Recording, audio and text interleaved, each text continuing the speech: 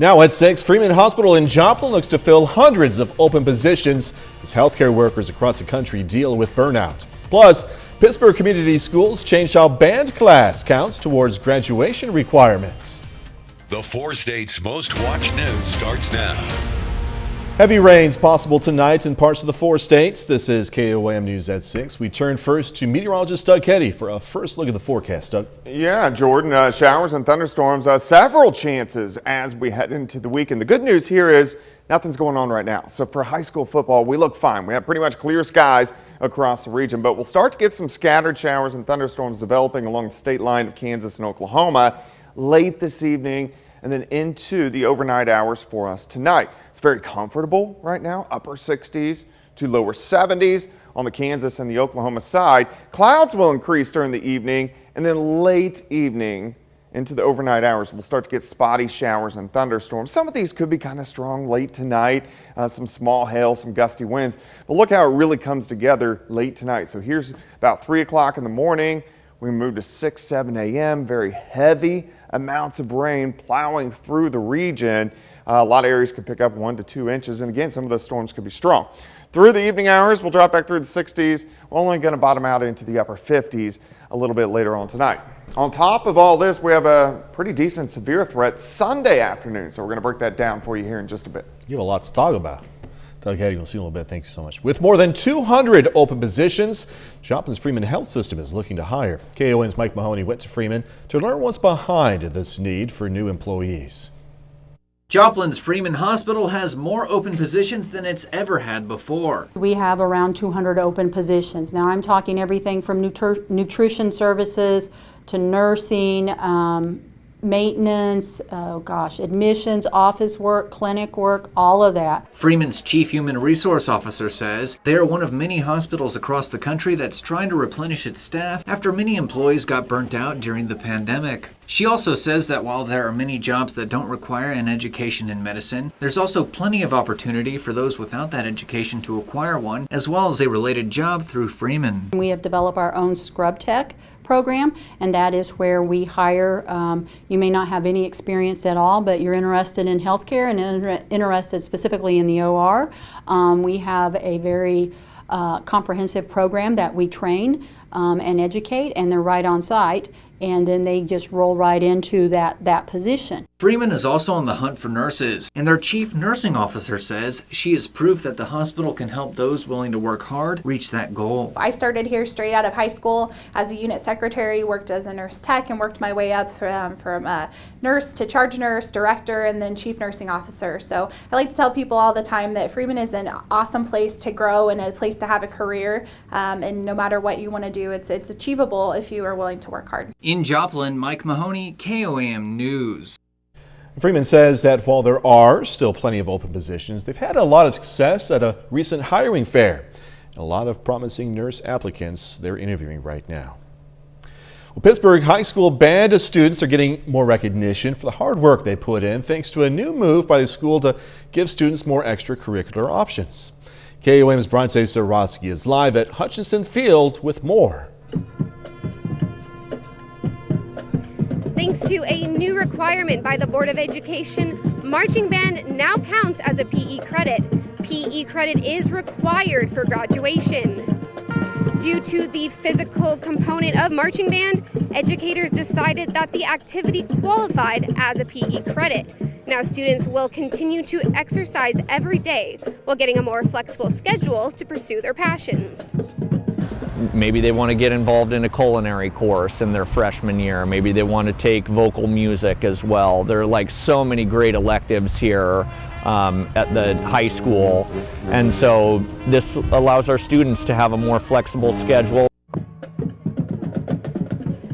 Now students have the freedom to explore their musical passions while also exploring other avenues as well. Live in Pittsburgh, Bronte Sorotsky, KOAM News. Bronte Sorotsky, thank you so much, Bronte. Well, a former Ottawa County jailer is accused of stealing money from an inmate's account.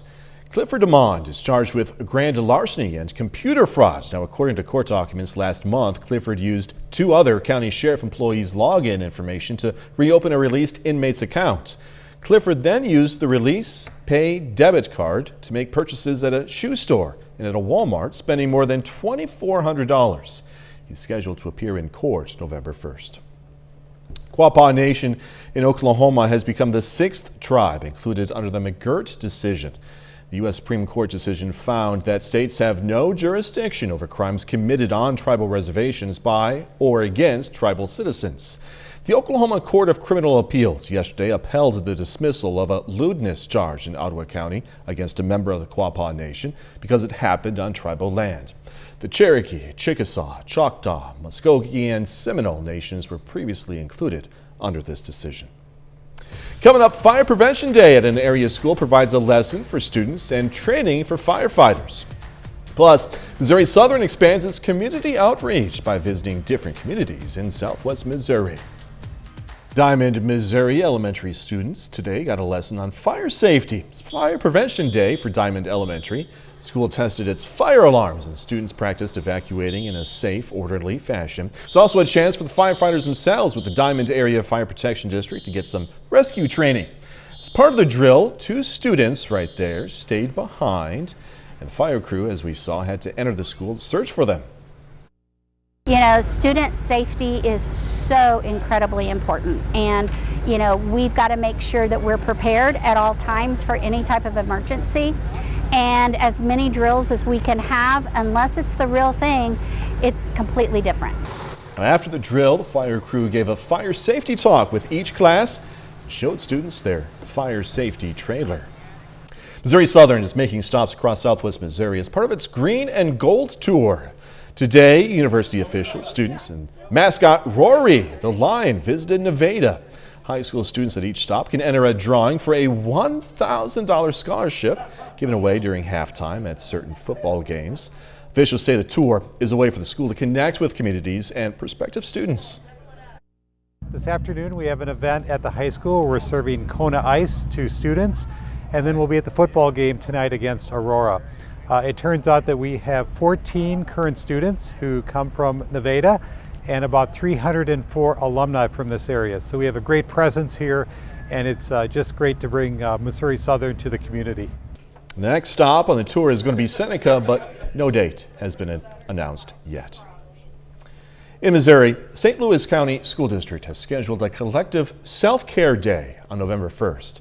It's an effort to reduce stress and anxiety from this pandemic. As Gabriella Videla reports, a psychiatrist and business expert says they expect to see more businesses implementing break strategies like this one in the future. It's been a very difficult time to be in education right now, to be honest. It's why the Rittner School District is prioritizing a day of self-care. It's been overwhelmingly positive and exciting from our staff. They say thank you for just recognizing the fact that they're doing everything they can to help our students every day. Not just for staff to have a single day to decompress from the ongoing challenges of teaching students during the pandemic, but also for families and students, some relearning what it's like to be back in the classroom. These kids are scared because of the pandemic. They're scared of the virus. And they're just getting acclimated to being back in school, and all of that is just an extreme challenge for our students and our families. Dr. John Perush is a BJC Medical Group psychiatrist at Christian Hospital. I think it's a game changer for a lot of people. You have to have time away, and if you don't schedule it, it doesn't happen. Perush says it's these kinds of mental health days he believes more employees in other industries are demanding and could become the norm. So I'm going to be saying, what can I do at the margin to keep people staying long? And it might be pay, but a mental health day or other sorts of factors can be ways to drive the same sort of value to make you a little bit more attractive to someone that might leave otherwise. Washington University professor Peter Baumgarten says he believes work settings where people have been away from the office for a while or where there's more high stress will be more likely to implement breaks like this in the future. The organizations that are doing this best are the ones that identify a problem, come up with a potential intervention that might make a difference, and then hopefully ideally test whether or not it actually moves the needle on the things that we care about. Another district in St. Louis County, the Afton School District, has also scheduled a mental health day on November 1st. All right, later, local artists showing off their pottery skills, all to fight local hunger. Plus, thunderstorms increasing for us later on tonight. We're going to check that out coming up. Well, it turned out to be a great Friday for us today. A little bit chilly during the morning hours as we dropped back near 40 degrees. So it was actually just cold during the morning, and then a nice warm up through the 40s, 50s, 60s into lower 70s during the afternoon hours. And we're still looking pretty good, upper 60s on the Missouri and Arkansas side, and then lower 70s, Kansas and Oklahoma. Nice shot. Of course, the sun is beginning to set. Those evening daylight hours really shrinking up on us. Currently outside, we sit at 69. We got relative humidity at about 45%. Through the evening hours, it looks good. If you are heading into high school football games, we'll drop back through the 60s and then only into the upper 50s a little bit later on tonight. Nothing's going on here right now. That's going to change later on tonight. We'll start to get showers and thunderstorms developing right along the Kansas and Oklahoma state line. And then we'll get into the action, especially late this evening and then into the overnight hours for us tonight. I got to fix my collar. Got my collar up, Jordan. And then as we head into the morning hours, very heavy amounts of rain across the region. Main wave out across parts of California and Nevada, and that system is going to head out late Sunday, and that's going to give us a severe weather threat. So let's go ahead and let's break this down. As we go through the overnight hours tonight, here's midnight. You can see scattered thunderstorms starting to pop up. These are going to be very hit and miss, but there's going to be some brief heavy amounts of rain underneath some of these scattered thunderstorms. As we go through the overnight hours, so here's 5 a.m., they become more of a batch of showers and thunderstorms, and then they just start driving through all morning long. So a very wet start tomorrow. Here's 9 a.m. We're going to have periods of showers and thunderstorms at least until noon, and then we'll start to break out and see partly sunny skies by late in the day, and I think we'll warm into the mid 70s for highs. So the first half of the day stormy. And again, some of those storms could be strong, small hail, some gusty winds, not expecting anything severe. As we get into the afternoon, sunshine returns, south winds at about 10 to 15. Tomorrow evening's fine. Most of tomorrow night looks pretty good. We are going to get some scattered thunderstorms in here late tomorrow night and into Sunday morning. Now, this is very critical for Sunday. These morning showers, if they get out of here by noon, sunshine comes back and our atmosphere really destabilizes during the middle of the afternoon. So 3, 4, 5 p.m., it's not going to affect our western counties. This is mainly going to be extreme southeastern Kansas, northeastern Oklahoma. Supercells are going to blow. These are going to inch off toward the east, continue to develop during the evening, out of here by 6 or 7. The ones that develop will most likely go severe very quickly with large hail, gusty winds, and a tornado threat. So we're going to watch that. All right, rainfall tonight. A lot of areas are going to pick up 1 upwards to 2 inches of rain. Severe threat on Sunday. You can see extreme southeastern Kansas, northeastern Oklahoma, and then points east. Timing 3 p.m. until 7 p.m. So a small window, but a high threat. So we want to pay attention on Sunday. 75 morning storms tomorrow, 78 afternoon storms Sunday. Cooling down a bit next week, more thunderstorms on Tuesday. And Jordan, you know, we've talked about this. So my pattern, we're 1 month into this pattern. This is our 3rd severe weather event. Yeah. So this does not look good for spring. For spring. No, definitely not. On a lighter note, I didn't say anything about your collar because I thought it was a fashion thing. So, Doug, thanks, man. Yeah. Appreciate it. All right, some local artists got together for a good special cause. They spent time at the Ceramic Studio in Pitt State's Porter Hall making bowls that are going to be used in the Artists Against Hunger event later this fall. The event is going to be similar to the Empty Bowls events hosted in the area, where local people can buy the handcrafted bowls and fill them up with some food while helping those in need. I think this is a great event, and then also we will be able to get together. Like today, many of the people, maybe more than half of the people, today is the first time I'm meeting. And this is a great opportunity also by knowing other people, and then when we're helping other people. The artists are going to be back in the studio tomorrow making more bowls. 100% of profits from the event will go to local food banks. Coming up in sports, Carthage Tigers look to stay unbeaten against Nixa. Plus, big matchup tonight in Girard between the undefeated Trojans and the Frontenac Raiders. Jacob Leonard joins us live from Girard to preview the game next.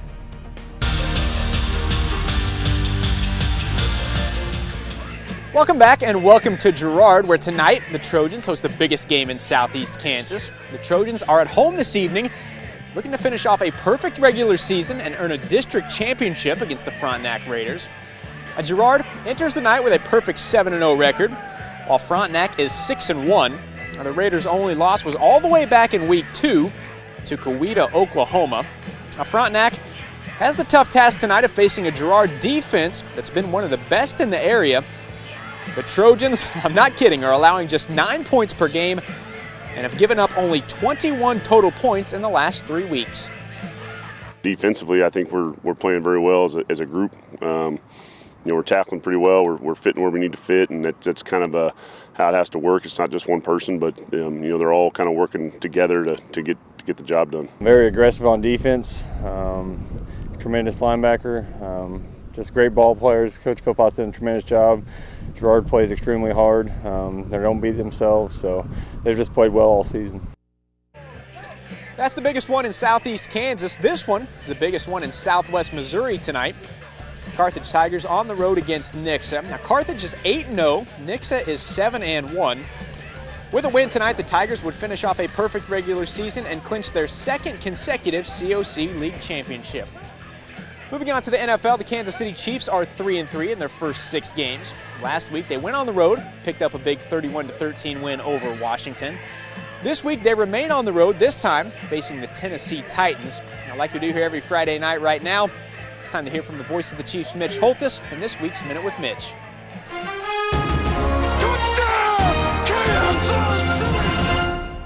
Wait a second, the episode's ending. Hey, forget your reality shows or your daytime soaps or your miniseries. The real drama is in the National Football League. Do you realize in the first 6 weeks of the season in the NFL, 24 games have been decided in the last minute or in overtime? It's an all-time National Football League record. I mean, these margins are razor thin, and it's why the giveaway-takeaway ratio is so important and why it's perplexing that the Chiefs are near the bottom of that statistic. In the first 8 years of Andy Reid's tenure here in Kansas City, the Chiefs were first or second in that major category 4 times. And in 3 other years, they were in the top 6. Now, the Chiefs are going back to Tennessee where they lost in 2019 on a bad snap, a blocked field goal, and they lost in the last minute on this Minute with Mitch. The Minute with Mitch is brought to you by Como Jewelry. Every day's game day, Como Jewelry, Pittsburgh, Joplin. Sunday's game kicks off at noon, and it will be right here on KOAM. The Chiefs, by the way, are 4.5-point favorites against the Titans. That's going to do it for sports. Be sure to join us back here tonight at 10 on KOAM for 4 State Friday night. We'll have high school football highlights and scores from all across the area, including this big district championship game between Girard and Frontenac, and also that Carthage-Nixa COC championship game. Check out that tonight at 10. We're back with more news after this. Honor a local veteran, Dwayne McGraw, served in the U.S. Army from 1965 to 1966. The Iola, Kansas native was stationed in Vietnam. And we are proud to thank and salute Specialist Dwayne McGraw. He's this evening's 4 State hero. Here's what's coming your way tonight. KOAM News at 9 on Fox 14. Going to have more on Pittsburgh Community Schools changing how band class counts towards graduation requirements. Also, Alec Baldwin breaks his silence after being involved in a deadly shooting on a Hollywood movie set. And Doug, we're going to learn which item on McDonald's menu is the least popular. That and more tonight. KOAM News at 9 on Fox 14. Quickly, you want to take any guesses? I'm going to say the fish sandwich. Other people say that in the newsroom too. It is not. It's kind of surprising, but yeah. Guess we'll find out. Final weather. All right, showers, thunderstorms increasing for us tonight, especially late tonight into tomorrow morning. So very wet first half of the day tomorrow. Thanks for watching. We'll see you right back here at 10.